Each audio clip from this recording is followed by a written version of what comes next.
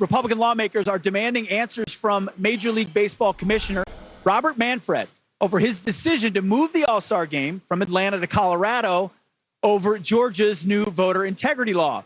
Their scathing letter reads in part, MLB's actions mount to attempted economic extortion that has harmed small businesses in and around Atlanta based on inaccurate and politicized information.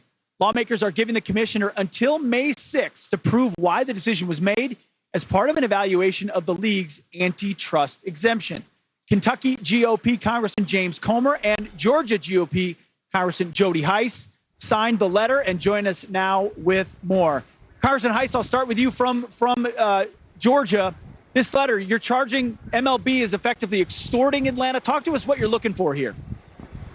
Yeah, listen, they are going forward in their movements here, changing the All-Star game off of intellectually dishonest information. They are relying upon talking points from the radical left rather than reading the bill itself and seeing what it says. This strengthens voting integrity in Georgia. It expands voting opportunities in Georgia. It does nothing of the things for which they are accusing Georgia and for the reason why they are leaving the All-Star game from Georgia. So they're just being intellectually dishonest. Of course, and then you compare it to Colorado, and Colorado has even more stringent measures. Representative Comer, do you have any hope that Major League Baseball would change their decision, or is this signaling to other corporations, hey, when the woke mob comes for you, don't back down because it's going to be consequences? Exactly, and we're going to send a message to corporate America. We're going to send a message to everyone who benefits from any type of tax exemptions. You've mentioned the antitrust exemptions that Major League Baseball enjoys. This has consequences on the taxpayers. As Jody Hice mentioned, when you move a convention or a Major League Baseball game out of a major city that's already made plans and spent tax dollars to prepare for it, it has negative consequences. But if you look at baseball, Major League Baseball has relationships with China and Cuba.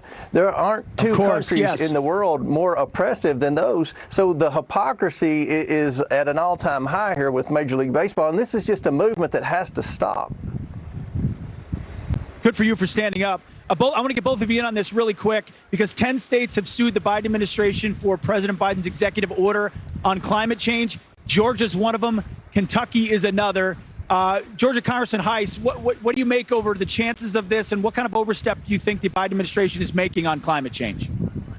Well, it's just another example of how this administration is doing everything they can to disunify our country, and it seems as though one decision after another that's harmful to our country, everything from our energy independence to open borders. I mean, we can go down a list of things. And now this whole climate issue as well. It's time we start pushing back.